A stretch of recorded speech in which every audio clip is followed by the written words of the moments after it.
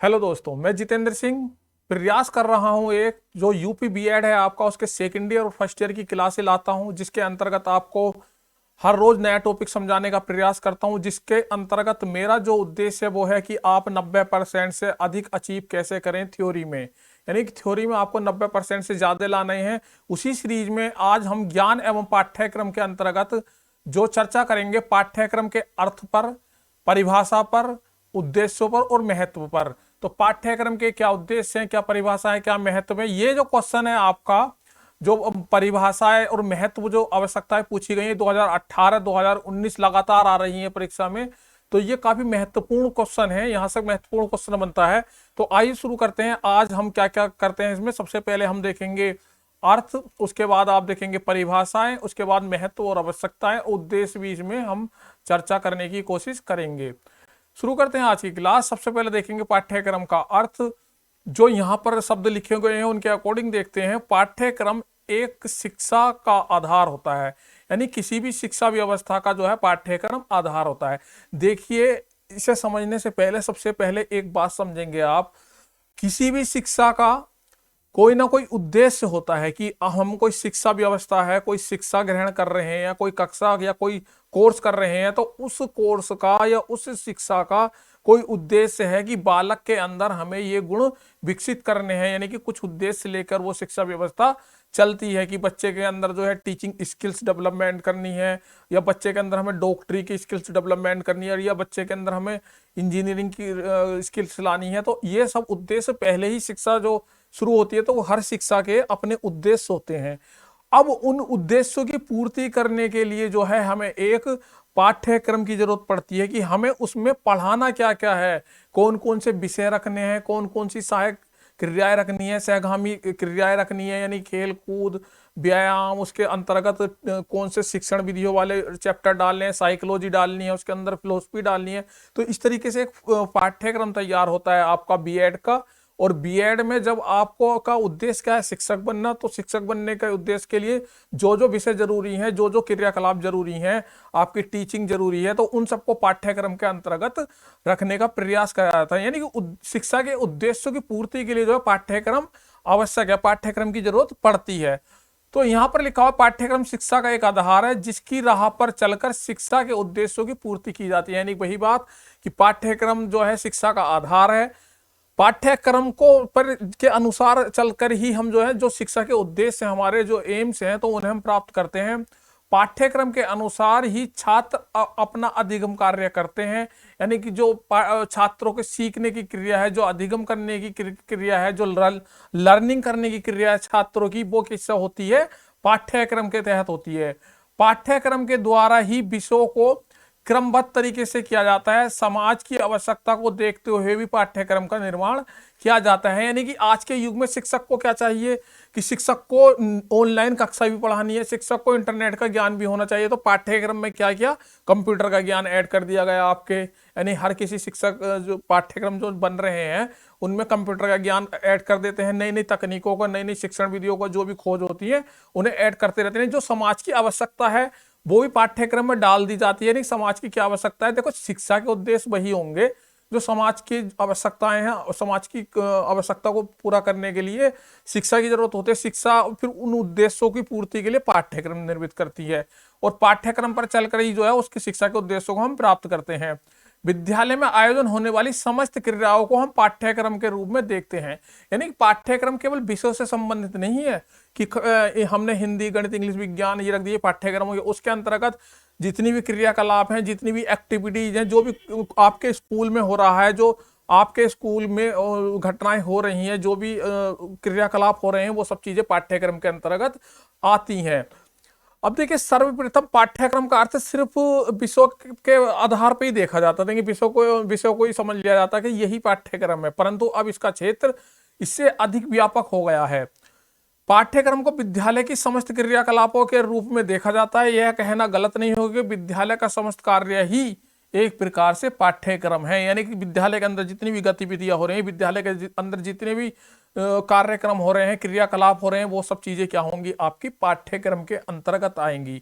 तो यहां से निकल कर आया कि शिक्षा के जो उद्देश्य हैं, बालक को क्या बनाना है, टीचर बनाना है। तो टीचर बनाने हमारा उद्देश्य हुआ शिक्षा का, बच्चे को टीचर बनाना। तो बीएड क्लास हमने उसका बीएड का सिलेबस इस तरीके से डिजाइन किया कि बच्चे जो शिक्षक बनना है उसे क्या क्या जरूरत पड़ती है, साइकोलॉजी, फिलोसफी, उसके अलावा अधिगम सिद्धांत और शिक्षण पद्धतियां, उसके अलावा आपको टीचिंग स्किल्स, इस तरीके के पाठ्यक्रम में उसमें रख दी गई। और एक्टिविटीज में आपको टीचिंग कराने के लिए स्कूल में जाकर टीचिंग करना अनिवार्य होता। तो ये शिक्षा के उद्देश्य पूरा करने के लिए इस तरीके का पाठ्यक्रम का निर्माण कर दिया। इस पाठ्यक्रम को पूरा करके हम शिक्षा के उद्देश्यों की प्राप्ति कर सकते हैं।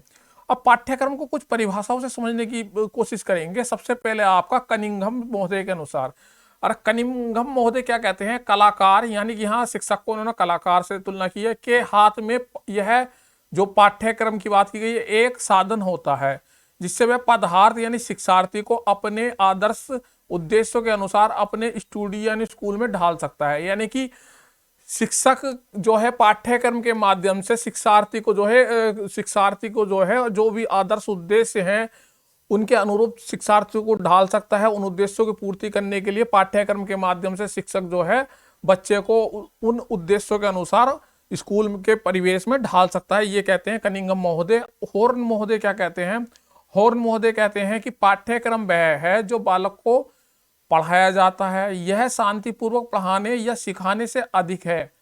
इससे उद्योग, व्यवसाय, ज्ञानोपार्जन, अभ्यास और क्रियाएं सम्मिलित होती हैं। मतलब कि पाठ्यक्रम जो है बालक को पढ़ाए जाने के साथ साथ उसमें शांतिपूर्वक सीखने की और पढ़ाने की जो है उसके अंदर क्वालिटी होनी चाहिए। पाठ्यक्रम में क्या होता है जो बच्चों को पढ़ाया जाता है, इसमें जो है पढ़ाई लिखाई के साथ साथ उद्योग, व्यवसाय और ज्ञान अर्जन, अभ्यास कराना, क्रिया कराना, तो ये सब चीज क्या है पाठ्यक्रम के अकॉर्डिंग आते हैं। अब पाठ्यक्रम की अगली परिभाषा है माध्यमिक शिक्षा आयोग के अनुसार पाठ्यक्रम का अर्थ रूढ़िवादी ढंग से पढ़ाए जाने वाले बौद्धिक विषयों से नहीं है।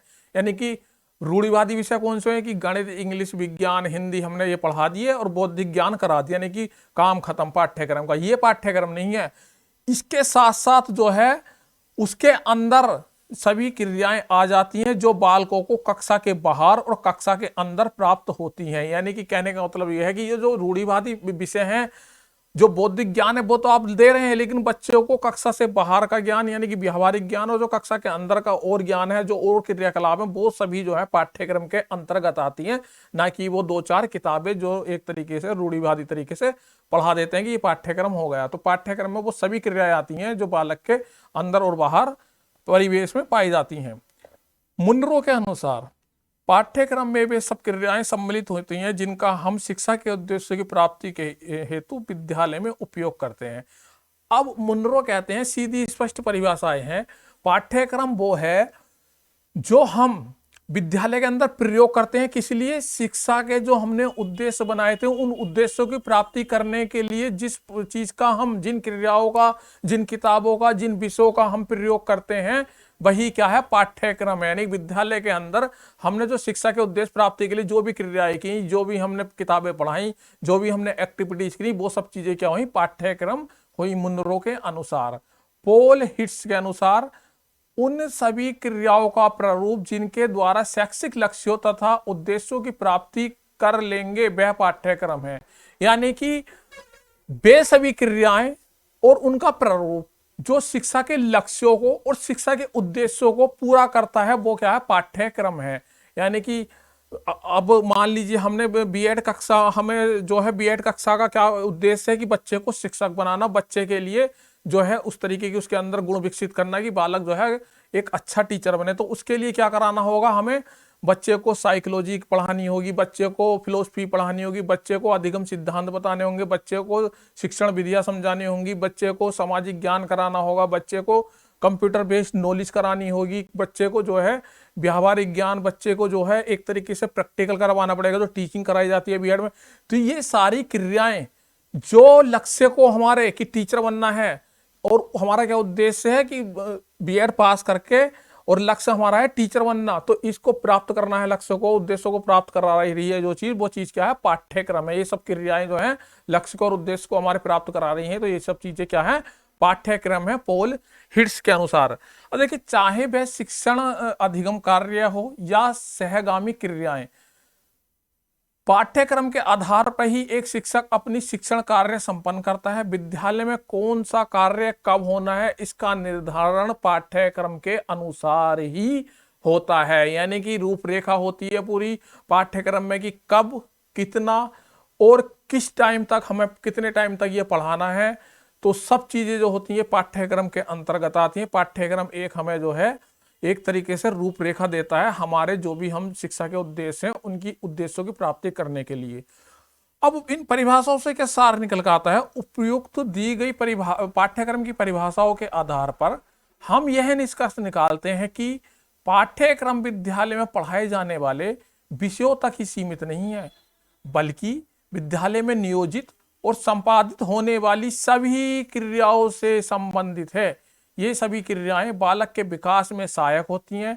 अन्य शब्दों में वे सभी क्रियाएं आती हैं जो बालक के व्यवहार में अपेक्षित परिवर्तन कर देती हैं। कहने का मतलब यह है कि पाठ्यक्रम, इन परिभाषाओं से बात निकल कर आती है कि पाठ्यक्रम जो है केवल विषय के ज्ञान से सीमित नहीं है। विषय के ज्ञान के साथ साथ कॉलेज के अंदर जितनी भी प्रोग्राम नियोजित यानी क्रिया जो भी योजनाएं आ रही हैं, जो क्रियाकलाप संपादित हो रहे हैं, तो वो सारी क्रियाएं, वो सारी एक्टिविटीज भी पाठ्यक्रम में सम्मिलित हैं जो विद्यालय के अंदर बच्चों को कराई जाती हैं विषय के साथ साथ।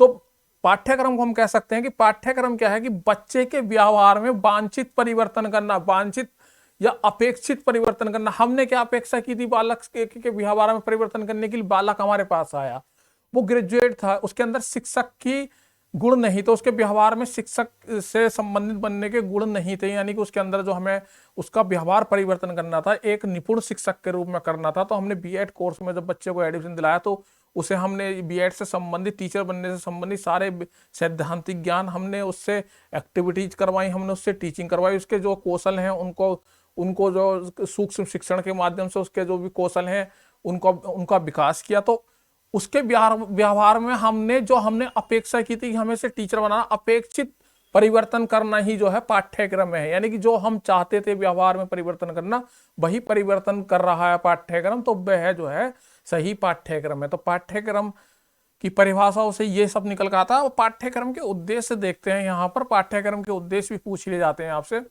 पाठ्यक्रम का उद्देश्य छात्रों के ज्ञानात्मक, भावात्मक और क्रियात्मक पक्ष का विकास करना है। यानी कि आपने ब्लूम की टैक्सोनॉमी पढ़ी थी, उसमें ज्ञानात्मक, भावात्मक, क्रियात्मक 3 तरीके के पक्ष हैं।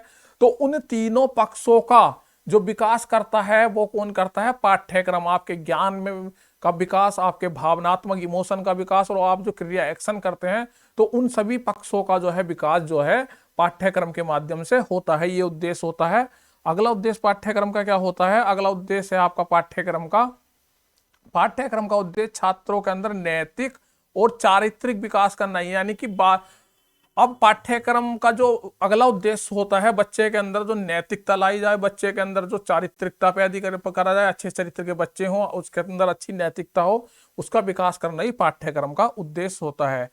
पाठ्यक्रम का उद्देश्य छात्रों के व्यक्तित्व का विकास करना होता है, यानी पर्सनैलिटी डेवलपमेंट। यानी व्यक्तित्व में आपके सारे जो आपकी पर्सनैलिटी में हो, आपका बोलना, चालना, आप किस तरीके से रिएक्ट करते हैं किसी चीज के लिए, आप कौन से मौके पर किस तरीके के अपने इमोशन दिखाते हैं, यानी आपके अंदर अच्छे गुणों का विकास करना, आपकी पर्सनैलिटी को डेवलप करना, आपके व्यक्तित्व का विकास करना जो है पाठ्यक्रम का उद्देश्य होना चाहिए। पाठ्यक्रम का अगला उद्देश्य होता है, पाठ्यक्रम बनाया जाता है छात्रों में सामाजिक उत्तरदायित्व एवं सामाजिक भावनाओं का विकास करना। अब पाठ्यक्रम निर्माण करते समय जो क्या काम किया जाता है? समाज की समस्याओं को लिया जाता है। अब सामाजिक दायित्व जो हैं उन्हें समझाना पाठ्यक्रम का उद्देश्य होता है। सामाजिक भावनाओं का विकास करना बालक के अंदर, वो भी पाठ्यक्रम का मतलब उद्देश्य होता है कि सामाजिक भावनाएं क्या हुई? प्रेम करना, एक दूसरे का सहयोग करना, एक दूसरे के प्रति जो है समर्पण की भावना होनी चाहिए, सत्य बोलना चाहिए।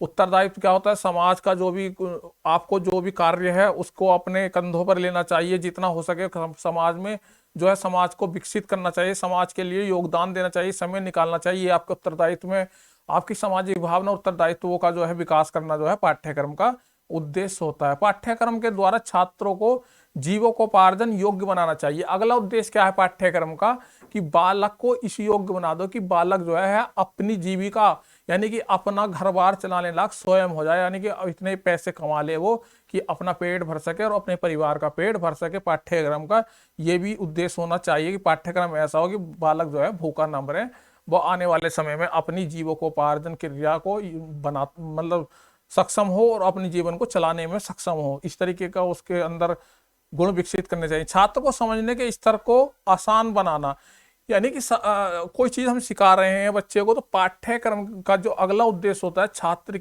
को जो चीज हम समझाना चाह रहे हैं वो चीज छात्र की समझ में आसानी से आ जाए, यानी कि छात्र को जो चीज सीखनी है उसको सीखने में आसानी करता है पाठ्यक्रम। छात्र के व्यवहार में श्रेष्ठता लाना, यानी छात्र का जो व्यवहार है उसे और उत्तम करना। जो भी छात्र का जो भी व्यवहार है, जैसे भी व्यवहार है, जिस लेवल पे है उस लेवल से उस व्यवहार को ऊपर उठाना, उस व्यवहार को श्रेष्ठ करना भी पाठ्यक्रम का उद्देश्य होता है। तो ये थे पाठ्यक्रम के उद्देश्य। अब आते हैं पाठ्यक्रम के महत्व। आपके लगातार 2 बार से क्वेश्चन आ रहा है, महत्व भी आवश्यकता के रूप में क्वेश्चन पूछ लिया जाता है।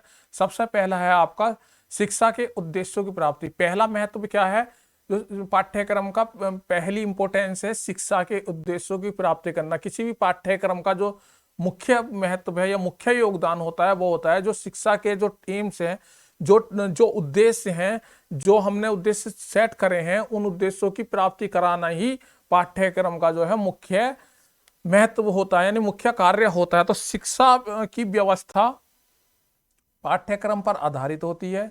जब तक पाठ्यक्रम का सही नियोजन नहीं किया जाता तब तक शिक्षा के उद्देश्यों की प्राप्ति नहीं हो सकती, क्योंकि पाठ्यक्रम का स्वरूप शिक्षा के उद्देश्यों के अनुसार निर्मित होता है। यानी कि यदि पाठ्यक्रम सही से लागू नहीं किया जाएगा तो जब तक शिक्षा के हमें उद्देश्यों की प्राप्ति नहीं होगी, तो शिक्षा के उद्देश्यों की प्राप्ति करना पाठ्यक्रम का सबसे महत्वपूर्ण योगदान है। अगला महत्व है, अगली आवश्यकता है शिक्षा की प्रक्रिया का व्यवस्थीकरण करना।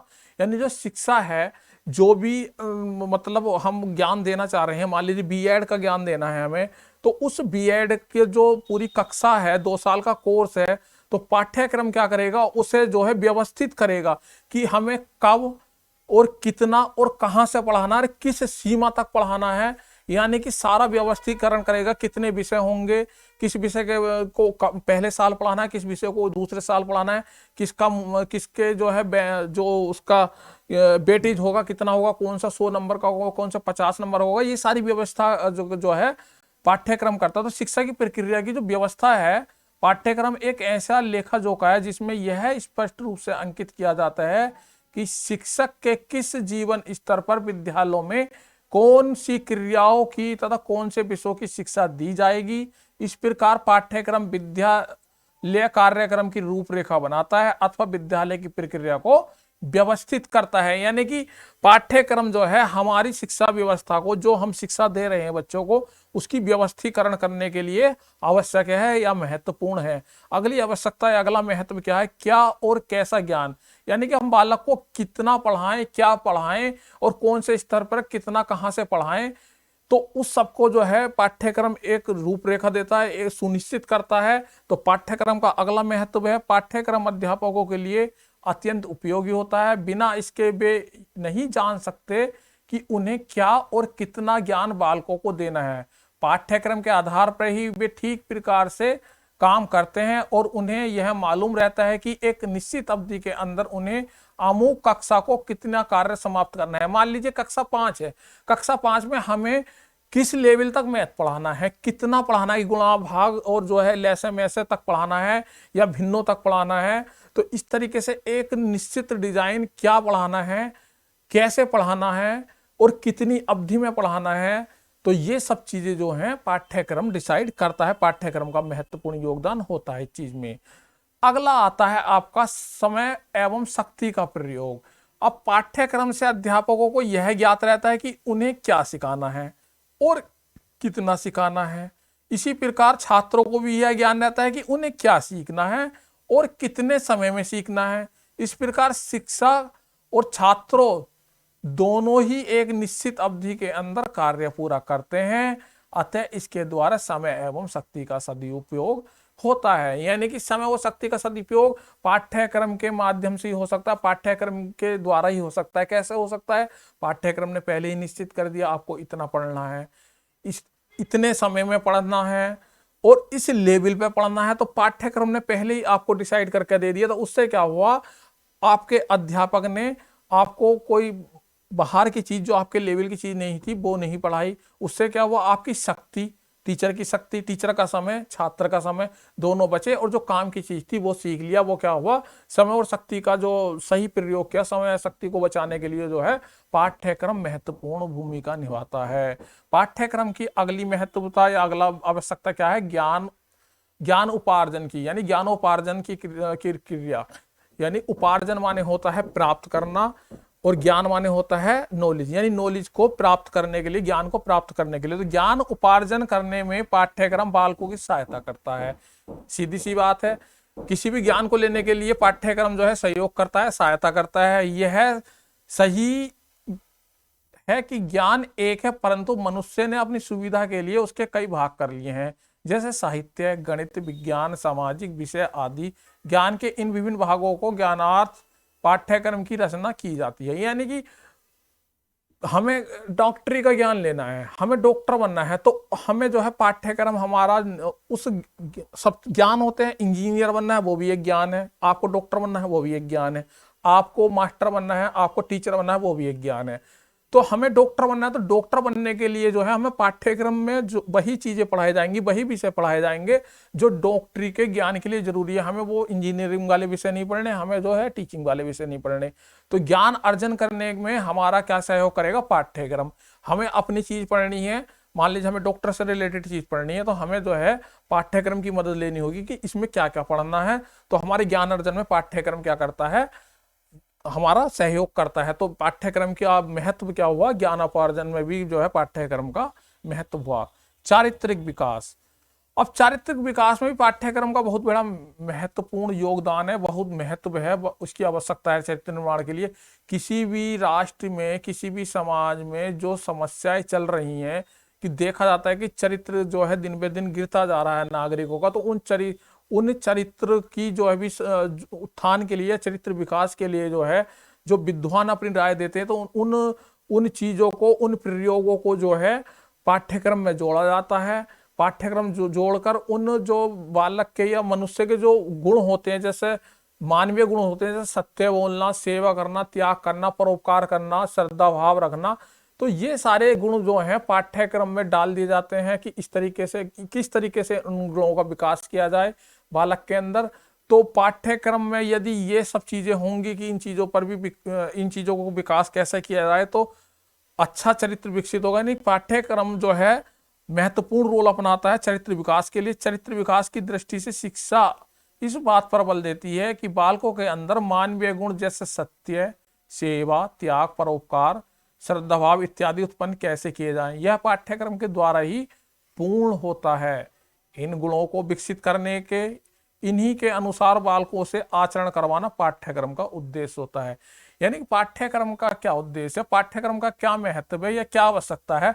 बालक के अंदर मानवीय गुणों को कैसे लाया जाए, बालक को चारित्रिक उत्थान कैसे किया जाए, बालक का नैतिक उत्थान कैसे किया जाए, तो ये सब चीजें पाठ्यक्रम के द्वारा बच्चे के अंदर लाने की कोशिश की जाती है। बच्चे के व्यवहार में परिवर्तन करने की कोशिश की जाती है, बच्चे के अंदर उसका आचरण शुद्ध करने की कोशिश की जाती है। तो चरित्र विकास में पाठ्यक्रम महत्वपूर्ण है। पुस्तकों का निर्माण। अब वो पुस्तक निर्माण में जो है, जब तक पाठ्यक्रम निर्धारित नहीं होगा तो पुस्तकें कैसे बनेंगी?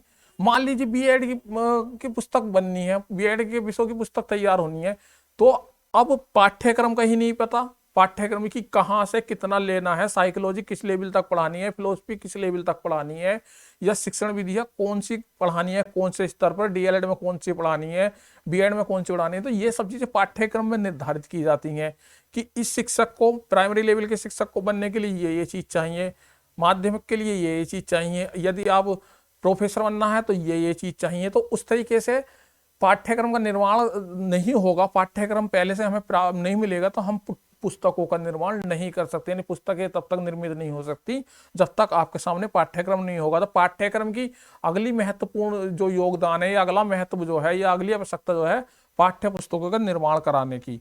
मूल्यांकन में सरलता। अब पाठ्यक्रम है हमारे पास तो हमें पता है हमने इसे कितना पढ़ाना है, तो हम मूल्यांकन भी तो उसी आधार पर करेंगे बालक का, कि कक्षा 5 के बच्चों को ये पाठ्यक्रम था, बच्चों को जोड़ घटा गुणा भाग और हमें जो है भिन्न सिखानी थी, तो अब हम उसका मूल्यांकन उसी आधार पर करेंगे पाठ्यक्रम को देखकर कि बच्चे से भिन्न आती है नहीं आती है। हम बच्चे से जो है ज्यामिति विधि के सवाल नहीं कराएंगे जो हाई स्कूल में जाके है, क्योंकि उससे उसका मूल्यांकन सही नहीं होगा। हमें मूल्यांकन सिर्फ उसी बेस पे करना है जो पाठ्यक्रम था, तो पाठ्यक्रम जो है मूल्यांकन करने में भी हमारी सहायता करता है। अब आता है आपका नागरिकों का निर्माण करना। अच्छे नागरिकों के निर्माण में जो है शिक्षा का उद्देश्य जो है एक अच्छे नागरिक, आदर्शवादी नागरिक, आदर्शों का निर्माण करना, नागरिकों के अंदर अच्छे विचार लाना, नागरिकों के अंदर जो है कानूनों का पालन करना, न्याय अनुकूल आचरण करवाना, और उसके अंदर जो है स्वतंत्रतावादी व्यक्तित्व लाना। तो इस तरीके के नागरिकों के अंदर अच्छे गुणों का विकास करना जो है, अच्छे नागरिकों का निर्माण करने के लिए जो है पाठ्यक्रम में कुछ ऐसी चीजें डालनी होंगी जो नागरिकों के लिए, नागरिकों की जो चारित्रिक, आदर्शवादी, नैतिकतावादी ये सारे विकास करे, उससे जो है अच्छे नागरिक प्राप्त हो समाज में।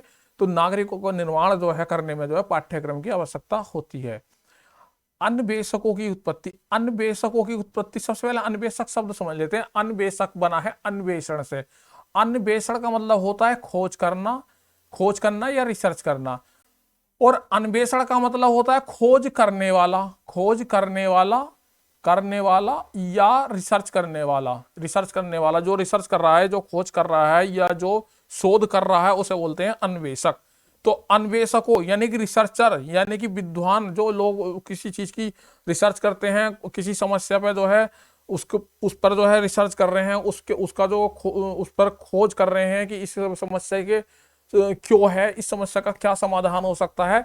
तो इनकी उत्पत्ति भी पाठ्यक्रम के माध्यम से आवश्यक है। और पाठ्यक्रम महत्वपूर्ण क्यों होता है? यदि पाठ्यक्रम ही नहीं है अन्वेषक के पास, तो वो रिसर्च कैसे करेगा? देखिए इसमें यहाँ पर भी लिखा है, पाठ्यक्रम ऐसा ज्ञान पिपासुओं तथा विद्वानों को जन्म देता है। पिपासुओं का मतलब होता है जो ज्ञान का प्यासा हो, यानी ज्ञान प्राप्त करने का भूखा हो, तथा विद्वानों को जन्म देता है पाठ्यक्रम जो अध्ययन, उद्योग एवं शोध कार्य, ज्ञान में वृद्धि करते हैं। जो मतलब लोग अच्छा अध्ययन करते हैं, शोध कार्य करते हैं, यानी कि रिसर्च करते हैं, ज्ञान में वृद्धि करते हैं, उद्योग धंधों में आगे डालते हैं, तो ये सब चीजें जो है पाठ्यक्रम से ही पैदा होती हैं, पाठ्यक्रम से ही निकल कर आती हैं। सामाजिक परिवर्तन के साथ साथ समस्याओं के लिए शोध अध्ययन की आवश्यकता भी पाठ्यक्रम के माध्यम से ही होती है। यानी पाठ्यक्रम के माध्यम से जो भी समस्याएं चल रही हैं समाज में, उन्हें पाठ्यक्रम में लाया जाता है। उन पाठ्यक्रम में जो समस्याएं, जो भी चीजें लाई गई, जो भी शिक्षा के उद्देश्य बनाए गए, वो पाठ्यक्रम में, तो उन पर जो है लोग रिसर्च करेंगे, शोध करेंगे, उनका जो है निष्कर्ष निकालेंगे, जिससे आने वाले समय में समाज की जितनी भी समस्याएं, उन समस्याओं का समाधान हो सके। तो ये पाठ्यक्रम के महत्व और आवश्यकताएं थी। इसके अलावा और आप अपने क्वेश्चन में बढ़ा सकते हैं, देखेंगे कि बालकों के लक्ष्यों की उद्देश्यों की प्राप्ति करना, यानी कि जो बच्चे हैं, जो उनके लक्ष्य हैं, उनके उद्देश्यों की प्राप्ति करने में पाठ्यक्रम महत्व आवश्यक है।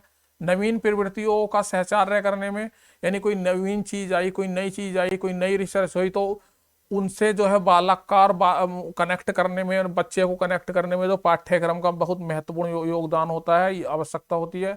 बालकों के संज्ञानात्मक विकास का पोषण करने में, यानी बालक का जो कॉग्निटिव डेवलपमेंट है, संज्ञानात्मक हो या भावात्मक हो या आपका क्रियात्मक विकास हो, यानी तीनों विकास को करने में पाठ्यक्रम महत्वपूर्ण की आवश्यकता होती है। बालक के सामाजिक एवं मनोवैज्ञानिक स्वास्थ्य का संवर्धन करता है। बालक के अंदर सामाजिकता, अच्छा सामाजिक प्राणी बने। मनोवैज्ञानिक स्वास्थ्य यानी कि उसकी जो उसके अंदर जो डर है, भय है, या कोई किसी चीज को लेकर कोई समस्या है, तो उसका जो है संवर्धन करने में, उसको जो है सुधारने में, उसको जो है बढ़िया करने में, जो है उन चीजों को उसको मजबूत करने में जो है पाठ्यक्रम की आवश्यकता होती है। पाठ्यक्रम की अगली आवश्यकता होती है अधिगम हेतु व्यवस्था बनाना, यानी सीखने के लिए, कोई भी चीज सीख रहे हैं, कोई भी चीज लर्न कर रहे हैं, तो पाठ्यक्रम जो है उसमें व्यवस्था बनाता है। ये पीछे विस्तृत रूप से आ चुका है ये पॉइंट।